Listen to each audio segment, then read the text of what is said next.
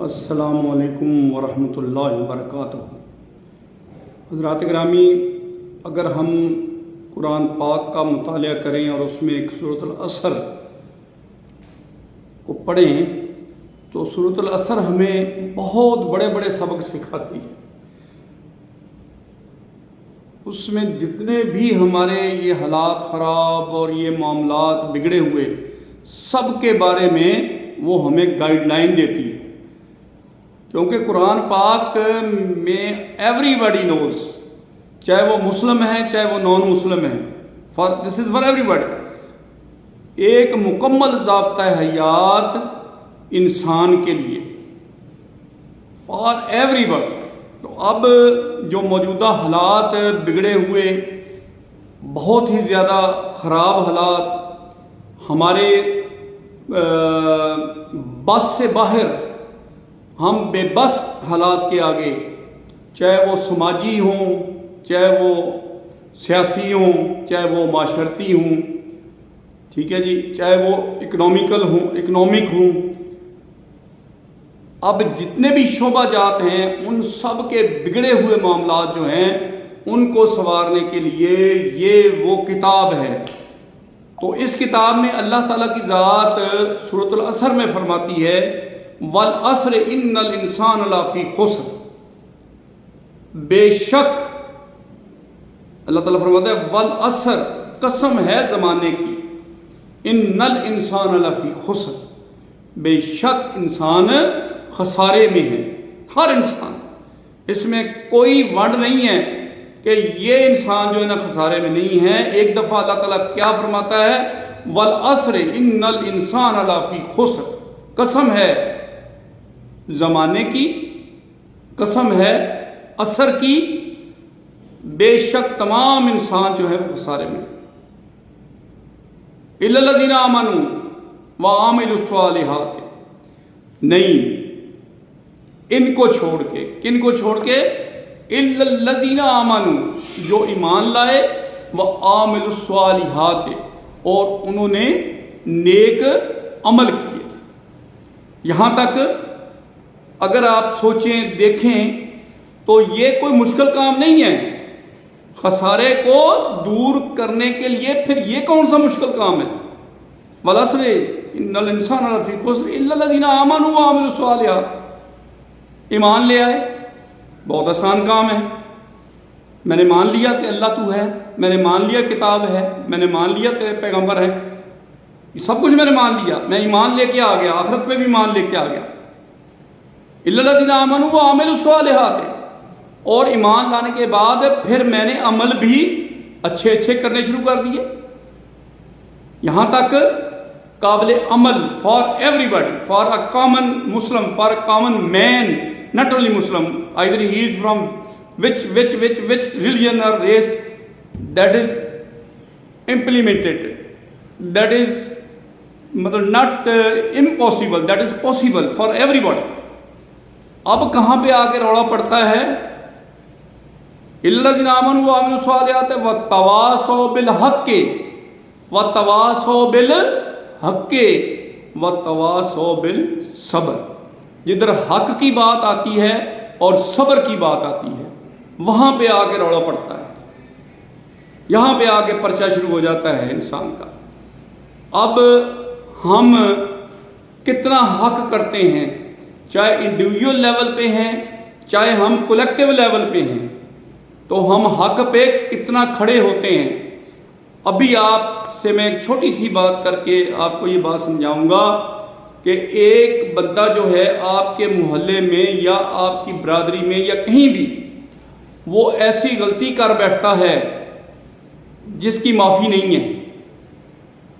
اب اس پہ ایلیگیشن لگتی ہے، اب اس کو سزا دلانے کے لیے گواہوں کی ضرورت ہوتی ہے، گواہیوں کی ضرورت ہوتی ہے، تو اب یہ حق کی بات کرنی ہے آپ نے، اس کو کہتے ہیں حق۔ اب جو بندہ وہاں پہ اپنے برادری کو چھوڑ کے، اپنے ہر چیز کو سائیڈ پہ رکھ کے یہ کہے گا کہ میں دیتا ہوں گواہی، میں نے دیکھا ہے کہ اس بندے نے فلانے کو قتل کیا ہے، یا اس کی بازو توڑا ہے، یا اس کی ٹانگ توڑی ہے، یا اس کو ضرب لگائی ہے، میں کہتا ہوں وتواصوا بالحق کے، یہ وہ حق ہے، یہ زمین اس کی نہیں ہے، یہ اس کی ہے، میں گواہی دیتا ہوں، میں جانتا ہوں۔ گواہی کیا ہوتی ہے؟ جب جج آپ سے گواہی لیتا ہے تو وہ قرآن پاک سر پہ رکھتا ہے، یہ بھی میں آپ کو بتا دوں۔ اب یہ قسمیاں بات کرنی پڑتی ہے وہاں پہ عدالت کے سامنے، یا آپ کہیں بھی گواہی دے رہے ہیں تو گواہی یہ چیز ہوتی ہے وتواصوا بالحق کے، حق کی بات کرنی ہے، یہ بڑی مشکل ہے۔ اسی بات پہ تو حسین کا سر پٹا ہے، پتہ تھا ان کو کہ یہ حق سے نہیں مڑے گا، یہ علی کا بیٹا ہے، یہ نبی پاک صلی اللہ علیہ وسلم کی اولاد ہے، یہ فاطمہ کا بیٹا ہے، یہ کبھی بھی حق سے پیچھے نہیں ہٹے گا، یہ حق کی بات نیزے کے اوپر چڑھ کے بھی کرے گا، یہ حق کی بات اپنی گردن کٹا کے بھی کرے گا، یہ ہے حق، یہ ہے مشکل بات۔ وتواصوا بالحق وتواصوا بالصبر۔ اب جناب صبر کی بات آپ دیکھ لیں، دو چیزیں ہیں، ایک ہے برداشت اور دوسرا ہے صبر۔ اب برداشت کیا ہے؟ آپ مجھے تنگ کر رہے ہیں، آپ میرے ساتھ بہت ظلم کر رہے ہیں، ٹھیک ہے، تو میں کہتا ہوں کہ میں یار برداشت کر رہا ہوں آپ کو، ٹھیک ہے، لیکن ایک ایسا پوائنٹ آ جاتا ہے جب میں بے بس ہو جاتا ہوں تو پھر میں کہتا ہوں کہ لو جی میں کر گیا صبر، اب میں نے چھوڑ دیا یہ اللہ کے اوپر، اس کو کہتے ہیں صبر، اللہ کے اوپر پھر چھوڑ دینا۔ جب تم نے صبر کر لیا وتواصوا بالحق، نمبر 1 تو حق پہ کھڑے ہو گئے، چاہے گردن کٹ گئی، چاہے سر نیزے پہ چڑھ گئے، چاہے دنیا لٹ گئی، لیکن آپ نے حق کا ساتھ دیا، یہ ہے امتحان آپ کا، یہی وہ پرچہ ہے جس کے لیے ہم دنیا میں بھیجے گئے تھے۔ اس کے بعد کیا آ جاتا ہے؟ وتواصوا بالصبر، برداشت ختم ہو گئی اور پھر صبر کا پیمانہ شروع ہوا، تو آپ نے اللہ سے فریاد کی کہ یا اللہ یہاں تک میں کر سکتا تھا، اب آپ کے ہاتھ میں ہے، اب تو جان تیرا کام جانے۔ پھر وہ کس طریقے سے انتقام لیتا ہے، وہ کس طریقے سے مشکیں باندھ دیتا ہے بڑوں بڑوں کی، نمرود، فرعون، شداد، یزید، آج کل کے جتنے بھی یزید بنے پھرتے ہیں، جتنے بھی شداد آج کل کے، آپ نے ان کا بھی حشر دیکھ لیا۔ تو حضرات گرامی، اب جتنے معاملات ہمارے ہاتھوں سے نکلتے جا رہے ہیں، ہماری اولادیں بگڑ رہی ہیں، جیسے ابھی یہ ایک واقعہ کویت سے لڑکا آیا ہوا تھا، اس نے اپنی ماں کو بھی مار دیا، اپنے باپ کو بھی مار دیا، اپنی بیوی کو بھی مار دیا۔ پھر وہ 3 لڑکے 4 لڑکے جو وہاں سے آئے تھے اٹلی سے، یونان وغیرہ سے، وہ اپنا نوشہرہ کے یا اس علاقے کے تھے، اب ان کو آپ اندازہ لگائیں کہ بغیر کسی وجہ کے تینوں بھائیوں کو قتل کر دیا ان کے چچا نے یا چچا کے بیٹوں نے مل کے۔ تو یہ کیا تھا؟ یہ وہی حق ہے جو جس پہ یہ قائم نہیں ہے۔ اگر یہ حق پہ قائم ہوتے تو ان کے ساتھ کیا ان کو دعوت تھی؟ وہ تو ان کے ہیلپنگ ہینڈ تھے، انہوں نے تو ان کو دعوت میں بلایا ہوا تھا، انہوں نے کہا یہ ہمارا باپ فوت ہوا ہے، یہ ہمارا چچا ہمارے باپ کی جگہ پہ ہے، لیکن اس نے حق کی بات نہیں کی، الٹا اس نے ان کو قتل کر دیا، ایک صرف بھائی رہ گیا۔ تو یہ جتنے بھی اب ہمارے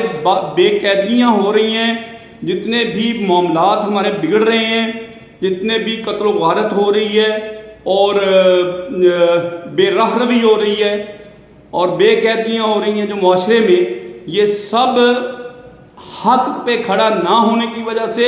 اور صبر نہ کرنے کی وجہ سے ہو رہا ہے۔ اگر بندہ صبر کرے، حسد نہ کرے، تو اللہ تعالیٰ تجھے اس سے زیادہ دے گا۔ پہلے کون سا تم بھوکے مر رہے ہو؟ تو اس لیے بھائی میں آپ سب لوگوں سے اپنے صوفی سفر کے چینل پہ یہ التجا کرتا ہوں کہ آپ والعصر والی صورت پہ پورے داخل ہو جائیں، وتواصوا بالحق وتواصوا بالصبر پہ آ جائیں۔ آمنوا وعملوا الصالحات مشکل نہیں ہے، مشکل یہیں پہ ہے جدھر آ کے آپ میں بگاڑ پیدا ہوتا ہے، بیٹا ماں کو بھی مارتا ہے، بیٹا باپ کو بھی مارتا ہے، بیٹا اپنی بیوی کو بھی مارتا ہے، اور ادھر چچا جو ہے وہ اپنے 3 بھتیجوں کو مارتا ہے، یا اس کے بیٹے اس کو مارتے ہیں حسد کی وجہ سے۔ تو یہ سب چیزیں کب ختم ہونی ہیں؟ جب ہم نے اس صبر اور حق پہ کھڑے ہو جانا ہے، پورے ہو جانا ہے، پورے کے پورے، پھر ہم اسلام میں داخل ہوں گے، پھر ہم سلامتی میں آئیں گے۔ ورنہ جتنی انارکی پیدا ہو چکی ہے اور جتنے معاملات ہمارے بگڑ چکے ہیں، ان کی واپسی بہت مشکل ہے۔ یہ آگے سے آگے بڑھیں گے اگر ہم نے اپنا محاسبہ نہ کیا، اگر ہم اس ڈگر پہ نہ چڑھے کہ ہم نے حق کی بات کرنی ہے اور ہم نے صبر سے مدد لینی ہے۔ تو اس کے ساتھ ہی میں اس دعا کے ساتھ کہ یا اللہ ہمیں اس پہ پورا عمل پیرا ہونے کی توفیق عطا فرما۔ آمین ثم آمین، وآخر دعوانا الحمدللہ رب العالمین۔